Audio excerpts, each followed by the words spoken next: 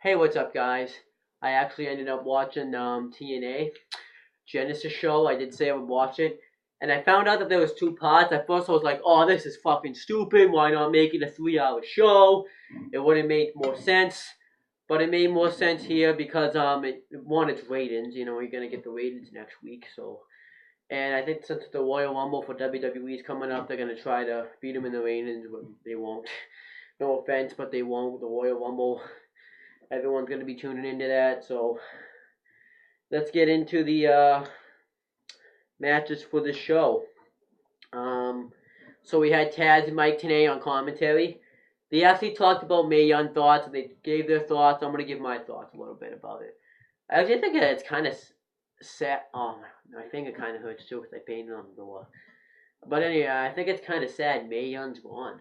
You know, I just can't believe Mae Young.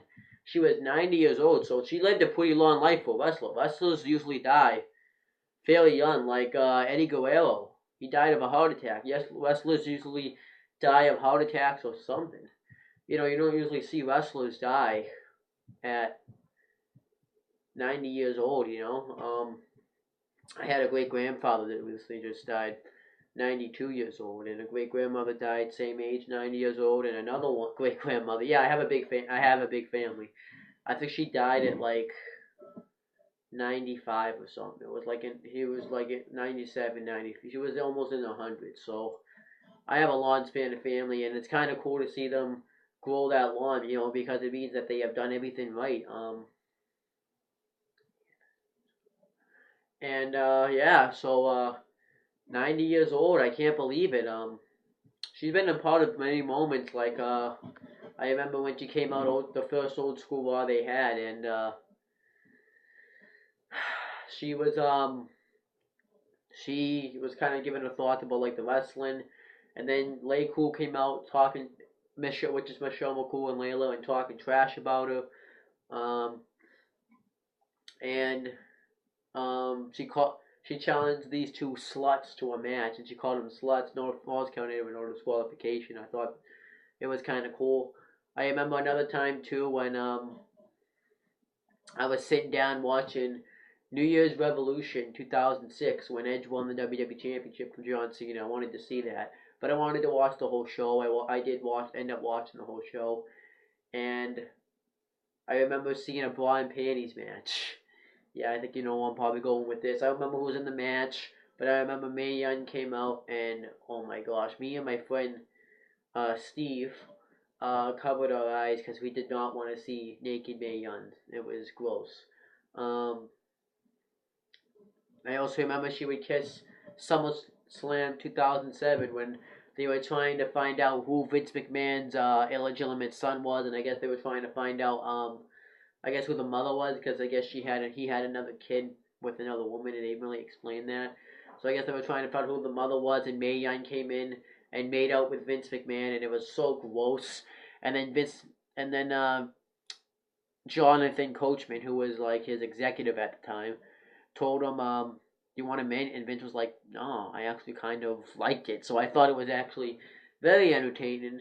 Mayana was a hot when she was young too, you know. So looked like the 1920s woman would look, or maybe 1950s woman too would look like. So yeah, I think she was born in 19. So she died I think January 15th or something. So or 14th. It was like this week. So it's kind of sad. I also remember too when the Dudleys, which is Bubba Ray and Devon Dudley, known as today, well, Devon's still known, but Bully Ray powerbombed Mae Young through off the stage through the table. I also remember Mae Young giving birth to the hand, and then on the 1000th episode of Raw, we saw the hand all grown up. At first, I didn't get the reference because I kind of forgot about that, but yeah, there's just so many Mae Young memorable moments. I remember too, like while she was giving birth, she was like smoking a cigar, and then I remember they tried it too on Raw, and it was just a fail.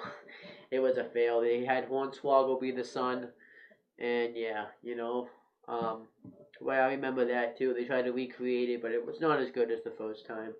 Um, so yeah, uh, no, I think no, it was somebody else. I was gonna say when Jeff Jarrett hit her with the guitar, but that was Fabulous Moolah. But yeah, it's kind of sad to see Mae Young gone, and I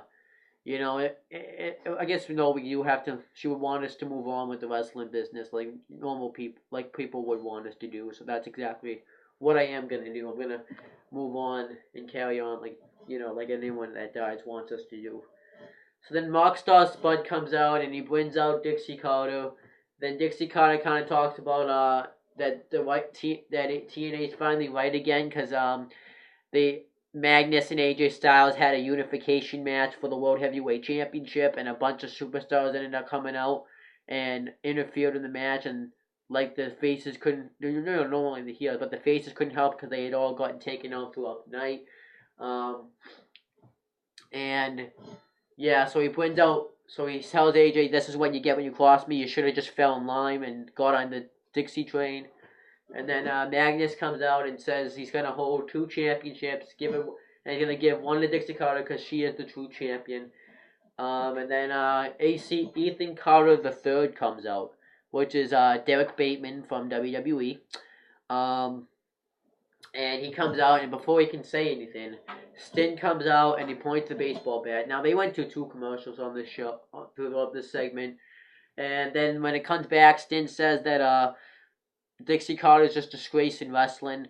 All you guys, Magnus, you think you're a real champion. You're not even a real champion because she had brought out all the wrestlers who had helped, too. I forgot to mention that, like the Bromans, which is Robbie E. and Jesse.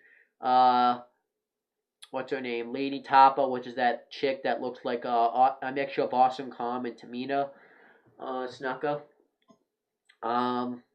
She also brought out Bad Influence, which is Christopher Daniels and Kazarian. I add those two together. And she also brought out somebody else. Oh, Zima Ion, and he has like a DJ kind of name now, but to me, he's Zima Ion. But yeah, she brings them all out who made and I think Bobby Roode was out there, but he disappeared. He disappeared through the segment. So Bobby Roode was out there. Yeah, but Sting says too that it's like, that you guys all think you're real men out there. And he says that we are gonna come and fight, and then it's like, who's we? It's just you. We, and then he brings out the guys that got taken out last week: Samoa Joe, James Storm, Gunner, Eric Young, Joseph Park, and ODB, and they all stop brawling around. Stin takes out EC3 with the baseball bat, and then the ball kind of goes to commercial. Then when it comes back, Rockstar Spud makes a 12-man tag team match, and I have to read who was on this match. It was Bad Influence, the Bromans, Lady Tapa, and Zima Ion versus Samoa Joe, James Storm, Gunner, Joseph Park, Eric Young, and ODB. Usually I don't like 12-man tags unless they make sense. This made sense because the babyface team wanted to get back at the heel team for taking them out last week, so it made sense here. At first, it just starts with everybody brawling around. Mainly, the only ones I could really see were Samoa Joe and Zima Ion. And then it kind of turned into a tag match. It never really was. The way they won the match though was Samoa Joe gets gets the weird naked choking on Christopher Daniels and he taps out. So I thought this match was fine. It wasn't anything too special. So and then Velvet Sky's backstage. She's talking to someone backstage, and Austin Aries says, and then I guess it's talk about like they're supposed to be in like a relationship. Chris Sabin comes out and wants to know what's going on. Velvet's like, I don't want to talk about this in front of everybody because everyone's backstage. And he's like, you know what? You're right. We're gonna go talk about it in the ring in front of the entire world. So then when they get in the ring, well, first Kurt Angle arrives backstage looking for Dixie Carter, and then they get in the ring. And Chris Sabin says that he is wants to know why if he is hitting on Austin Aries. And then Austin Aries comes out and says that Velvet Sky shouldn't have to put up with Chris Sabin's crap. And that she's an extremely hot girl. She could do way better. He doesn't want to try to get with this girl. He usually doesn't go for like the candy or something. He says like that. But I'm going with the pie. But I'll make an exception. And then Chris Sabin says that you are trying to go after my girl. And then mainly this is what happens. Austin Aries challenges him to a match next week for the X Division title, and since Velvet Sky got involved last week, because I did see that, she's going to be locked in a cage, and Chris Sabin doesn't want to put Velvet Sky in a cage, and she kind of smacks her ass, and she gets pissed. So Velvet Sky accepts because she wants to see if Chris Sabin can do this himself, and if she doesn't, because she's going to find a new man to spend her time with. So I'm kind of mad though that White when Austin Aries won the title, he just lost it a week later. That kind of made me mad. Another thing I'm mad about is that Austin Aries and Chris Sabin are in the X Division scene. I'm kind of mad about that. Chris Sabin was just like the world. So Chris Sabin wins the world title, but he goes right back to the X. Like he only holds it for a month and goes right back to the X Division. That pisses me off. And Austin Aries, who should be pushed better, is right in the X Division too. So it just is kind of pissing me off. I don't know who should win this match. Maybe Austin Aries, but I kind of want to see Velvet Sky, Chris Sabin still together. So I don't know. Gets Velvet Sky on TV, I guess. So let's see what happens. So Kurt Angle's backstage again, still looking for Dixie Carter. And I think he's also looking for Al Snow, since he was kind of known on it too. Nathan Carter the third's backstage. He's looking in the mirror, telling himself, "I can beat Stin. I know I can beat Stin. I'm a Carter." And then Magnus comes up and says, "If you let Dixie down, you're screwed." So I wonder if Magnus and EC3 are having some dissension. And then we get Bully Ray versus Mr. Anderson in a no disqualification match. This was a good match. I like this match. They utilize the weapons very often. Before the match starts, Mr. Anderson attacks Bully Ray from behind, and they brawl around, and then they get in the ring. They grab chairs and have chair wars, but Anderson gets the upper hand and hits him with the chair. Bully Ray, and then he grabs a guardrail, but Bully Ray backdrops him on the guardrail and goes to drop him down, but he moves out of the way, and then Kennedy. Well, I'm calling him Mr. Kennedy because that sounds better. Kennedy goes for his Kenton bomb. He misses, and then Bully Ray tries to get him up, but he Mike checks him on the guardrail. He kicks out. Kennedy does like his Green Bay plunge through a table. Bully Ray kicks out again. Bully Ray hits a rock bottom, but Kennedy kicks out. Grabs lighter fluid, about to light Kennedy on fire, but he hits a mic check, but he doesn't cover him. He goes to light the table. He squirts because he brought another table in. The table with lighter fluid, and he's gonna light him on fire. But Bully Ray low blows him and hits a pile driver on him for the win. So I did predict Bully Ray would win since the Aces and A's broke up. So they have to make him look a little bit more credible again. I think that this is the end of this feud. So this match though was pretty good though. I like this match. Next match, well, Kurt Angle finally finds Al Snow, and he asks him if Dixie Carter put him up to it. He's like, "Oh yeah, I don't know." And then just Kurt Angle just goes to the ring, and I guess she was behind it, and says, "If you don't involve my family and stuff, that's personal." So Dixie Carter comes out. He says that you're not the same Dixie Carter that was 7 years ago when I came to TNA. And Dixie Carter says, "You're right. There's a lot of things going on around here." She says, "I did this for your protection, so you wouldn't do anything stupid." And then Kurt Angle like, "You did." Kurt Angle says, "Well, short story short, she did it pretty much." She's telling him that she tried to do it for his protection because he knew that he would make a decision that he would regret. Because it's like, you had to involve my family to make sure that I wouldn't get involved in a match with AJ Styles. So Kurt Angle was pretty pissed about this. So Kurt Angle says. So tells him that if anyone interferes in the match between Bobby Roode, she postpones Kurt Angle's match and Bobby Roode to next week since Kurt Angle's not stable enough to wrestle right now. And then she tells him if anyone gets involved in the Stan Ethan Carter the third match, she will fire those people. And Kurt Angle says this isn't about a job, so then she's gonna have him thrown out, but Kurt Angle won't leave. So Bobby Roode ambushes him from behind and hits the Roode bomb on him, which is an FU into a neck breaker. So and then he gets escorted out. So I'm fine with this. I thought this was a pretty good segment. I'm not a fan of Dixie Carter on the mic though. She does not. She doesn't belong on the microphone. I'm not a fan of that. Then Madison Rayne gets interviewed. She gets attacked by Gail Kim. It was okay. Then we get Gail Kim with Lady Tapa defending the Knockouts Championship against Madison Rayne. Okay. She gets attacked backstage. Lady Tapa interferes and chokes her.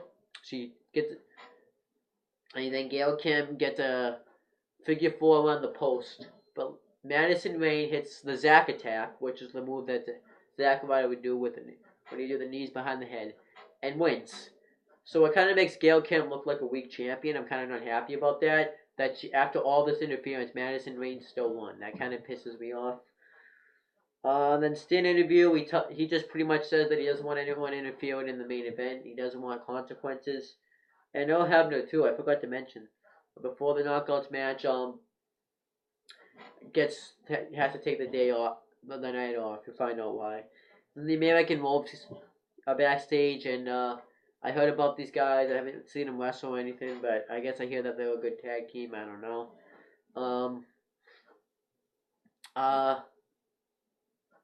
Let's see. Dixie Carter had signed them to a contract, so she wants them to do a test up.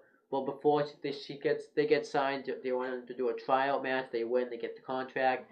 But then he's like, somebody else already gave us the contract, and he gave him a letter. It's like some sort of like GM or something. I have no idea who this could be, because all the options are probably not gonna show up. Like saying it could be Hulk Hogan. But I think Hulk Hogan's going back to WWE, that's where he belongs. That's his home. So we'll see what happens. I forgot to mention something. Samuel Shaw. What the hell is going on with Samuel Shaw? So he starts out as Sam Shaw, and I guess I hear that he has like feelings for Christy Hemme, but some guy who was backstage was looking at her, and he got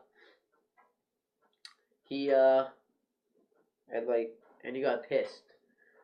I don't know really the story behind it, but then the guy apologized, but he attacked him afterwards, and I have a feeling like it's gonna lead to like a kidnapping of Christy Hemme or something. I have a feeling they're gonna do something stupid like that. I think this is kind of looks stupid right now. It sounds stupid. He has OCD, so it was ODC OCD. It's like when everything has to be perfect. I kind of hate those kind of people because everything in life has to be perfect. I know it's a condition, you can't help it, but still, it just kind of pisses me off that it's that. But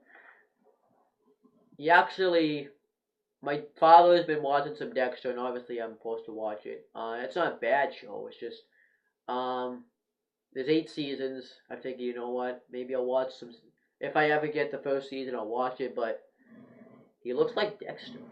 He actually looks like the guy Dexter. Like my friend Adam said that Christian looked like Dexter. When I show him Samuel Shaw, he won't even think so. Samuel Shaw looks like Dexter. I'm not lying. So this is just a fail already. Because I'm going to look at Dexter. I actually was thinking like, oh, Dexter's. I thought it kind of was Dexter. So it looks like Dexter. I have a feeling what they could do is sometimes Dexter will talk in his mind. So I hope they don't do this. They don't have him say things like Jeff Hardy would say things in his mind.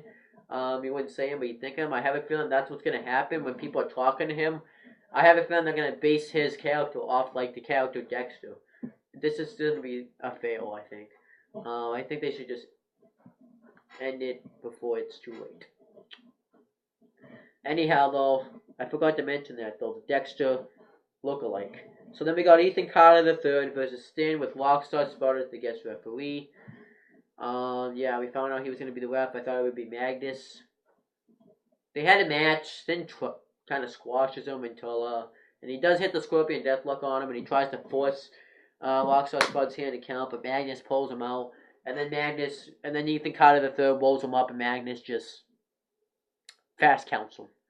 I knew Ethan Carter III was winning this match once I saw Rockstar Spud, so I wanted him to win. He didn't really put him over, though. He made him look like a bitch. The only reason he fucking won was because he had referees. So this guy, I like that he has the connections, but if he doesn't win on his own, that's gonna be a problem. Um, you're gonna, it's gonna make him look weak. What if? So I don't know, but then Sting challenges Magnus for the world title. Magnus says you already lost your shot last year at the world title, so he makes him a deal. Sting versus Magnus for the world title, and Sting's contract's on the line since his contract's being gonna expire. So that was really it. I thought the show was good, even though I talked trash, but I thought the show was good. You know, it's improved. They's definitely improved. I do like the storylines that are going on. Next week we're gonna get James Storm versus Gunner for the world title case. The Austin Aries Chris Sabin for the X Division title, and Kurt Angle versus Bobby Roode in the cage. And obviously Kurt Angle's gonna win because if he loses, he can't go into the Hall of Fame. And obviously he's gonna win, unless he just loses and just goes into the WWE Hall of Fame. That would be even better. Now I'm not sure too on the status of Jeff Hardy because they did like a TV ad and Jeff Hardy was on the ad. So I don't know if Jeff Hardy, if him leaving TNA is a work, or if he's really left TNA. I kind of hope so because I want to see him come back to WWE, because he could have great matches with like Dean Ambrose, Seth Rollins, Daniel Bryan. So I would like to see him come back to WWE, but I have no idea what's going on with that. But TNA Genesis, this was part 1, part 2 is next week. This ended up being a pretty good show. I have no complaints about it, except, you know, the Dexter stuff, well, the Samuel Shaw stuff. What else? The Austin Aries Chris Sabin stuff, and the Stan Ethan Carter the third match. I think the main event should have been, yeah. I think next week's show will be better because we're gonna get more better stuff. So that's pretty much it, guys. TNA, you have improved. I don't know if it can stay this way though, because it always happens. They impress me and then they disappoint me. But I'm gonna give it a chance for now. Let's see if it can continue impressing me.